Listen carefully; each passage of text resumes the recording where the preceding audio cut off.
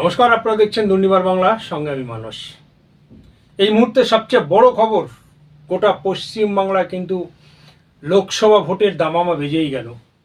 এর মধ্যে আমরা দেখতে পেয়েছি বেশ কয়েক কোম্পানির আধা সামরিক বাহিনী কিন্তু পশ্চিমবাংলা প্রবেশ করেছে, বিভিন্ন জেলায় জেলায় তাদের পোস্টিং দেওয়া হচ্ছে।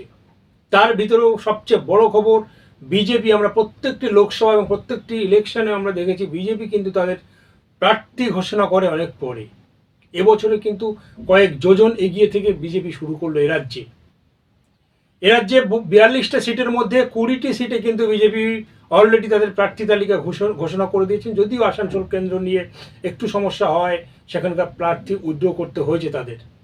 ঠিক সেই সময় দাঁড়িয়ে তৃণমূলের বিভিন্ন কেন্দ্রে প্রার্থী নিয়ে চুলচেরা বিশ্লেষণ চলছে। কে প্রার্থী হতে পারে, কে কার প্রার্থীপদ চলে যেতে পারে, নতুন প্রার্থী কে কে আসতে পারে।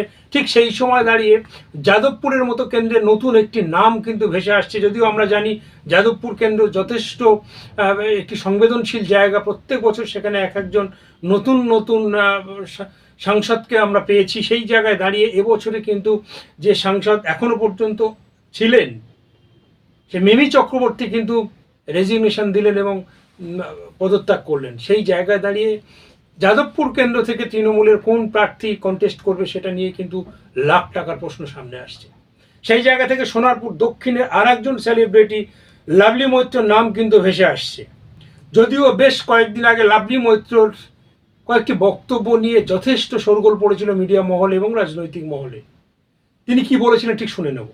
প্রধান থেকে শুরু করে সেই বুথের মেম্বার সবাইকে আমি রিজাইন করাবো, আমি দায়িত্ব নিয়ে বলছি। আমি নিজে দিদি এবং অভিষেক দার সঙ্গে কথা বলবো যে বুথের রেজাল্ট দিতে পারবেন না, ভোটের লিড দিতে পারবেন না, সদস্য সেজে বসে থাকবেন আসন অলংকার করে, সেরকম সদস্য আমাদের দরকার নেই। সেরকম সদস্য ছাড়াই বুথ চলবে। তাহলে যেই বুথ হেরে গেছে সেই বুথে যেভাবে কাজ চলছে ওই বুথেও সেইভাবেই কাজ চলবে। আপনি সদস্য হয়ে থাকবেন কিন্তু বুথের কোনো দায়িত্ব নেবেন না। বুথের মধ্যে এখনো পর্যন্ত দলাদলি চলবে, এখনো পর্যন্ত গ্রুপবাজি চলবে। আর আপনাদের এই গ্রুপবাজির জন্য দলটা শেষ হয়ে যাবে প্রতাপনগর অঞ্চলে, এটা হতে পারে না। তাহলে আপনার থাকার দরকার নেই। আমি বাইরে থেকে লোক নিয়েছি, এখানে যেভাবে খুশি সেভাবে রাজনীতি হবে, যেভাবে খুশি সেভাবে উন্নয়ন হবে।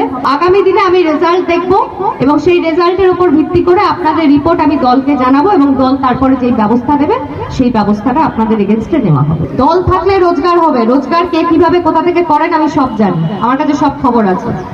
হ্যাঁ, দলটা না থাকলে তো সেটা হবে না। তাই জন্য বলছি গ্রুপবাজি বন্ধ করুন।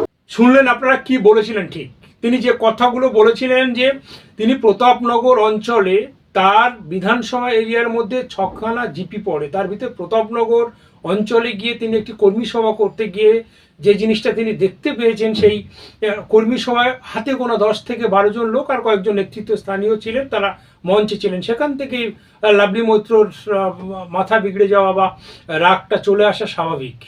যদি একজন বিধায়ক, সেই বিধানসভার যিনি ক্ষমতা বলে প্রেসিডেন্ট, তিনি যদি গিয়ে দেখেন একটি কর্মী সভায় সবাই তৃণমূল করেন অথচ 10 থেকে 12 জন হাতে গোনা কর্মী, তখন কিন্তু তিনি মেজাজ হারিয়ে ফেলে বেশ কয়েকটি কথা বলেছিলেন। এবং ঠিক সেই জায়গা থেকে কথা বলতে বলতে একটি কথা বলেছিলেন যে দল থাকলে আপনাদের ইনকাম হবে। কে কিভাবে ইনকাম করেন আমি কিন্তু সব জানি। দল যদি না থাকে তাহলে কিন্তু আপনাদের ইনকাম থাকবে না। এই প্রশ্নটা, এইটুকু কথা কিন্তু ট্যাগ করা হয়েছিল বিভিন্ন সংবাদ মাধ্যম, যে দুর্নীতির প্রশ্নটা নিয়ে আসছিলেন, তার সঙ্গে এটা ট্যাগ করে কিন্তু গোটা পশ্চিম বাংলায় একটা কিন্তু গেল রব তোলা হয়েছিল।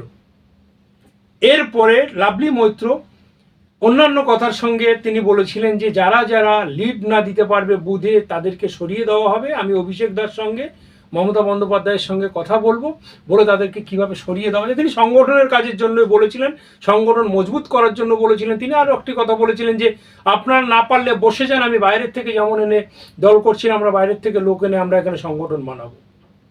সেগুলো ততটা মান্যতা না হলেও কিন্তু একটি কথা হয়েছিল যে দল থাকলে ইনকাম হবে, কে কোথা থেকে ইনকাম করেন আমি জানি। এটা নিয়ে কিন্তু শোরগোল পড়েছিল। এই বিষয় নিয়ে দুর্নিবার বাংলা লাভলি মৈত্রের সঙ্গে যোগাযোগ করে এবং লাভলি মৈত্র দুর্নিবার বাংলার মুখে সামনাসামনি হয়ে এই বিষয় নিয়ে কি বললেন এটা যেমন শুনলাম। তারপরেও যে উদ্ভূত সমস্যা সন্দেশখালী, সেই সন্দেশখালী ঘটনা নিয়ে তার কাছে জানতে চাওয়া হলো, তিনি কি বললেন সরাসরি শুনুন।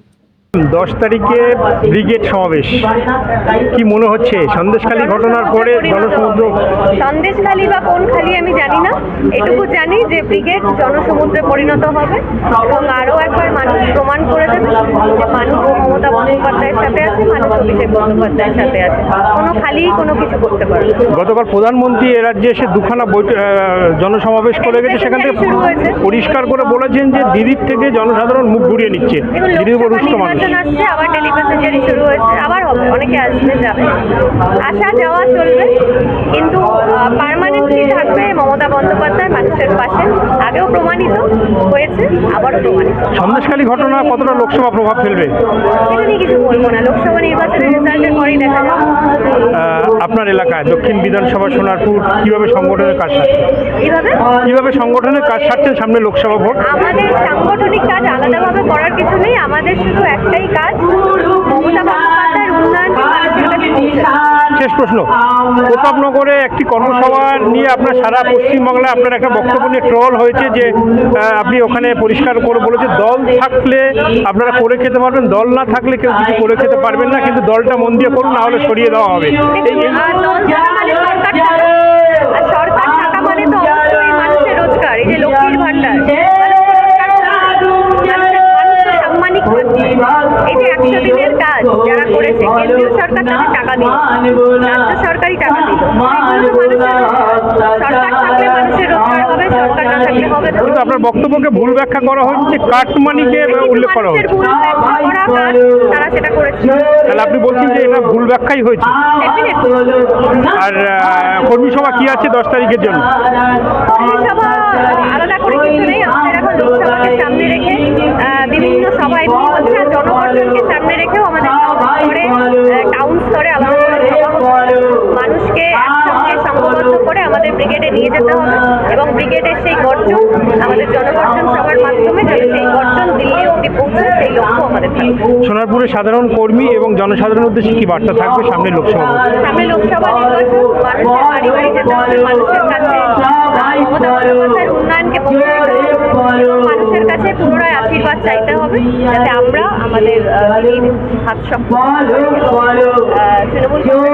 কংগ্রেসের মমতা বন্দ্যোপাধ্যায়ের সঙ্গে আছে, আগামী দিনও থাকবে। ম্যাডাম, একটা ছোট্ট প্রশ্ন, যে যাদবপুর লোকসভার জন্য লাভলি মৈত্রর নাম ভেসে আসছে, বিভিন্ন সংবাদ মাধ্যমে এগিয়ে আসছে যে লাভলি মৈত্র ক্যান্ডিডেট হচ্ছে এমপি ভোটের জন্য, কতটা সত্যতা আছে? এরকম কোনো খবর আমি জানি না, এটা সংবাদ মাধ্যমের কাছে, আপনাদের কাছে আমার কাছে এরকম কোনো খবর নেই।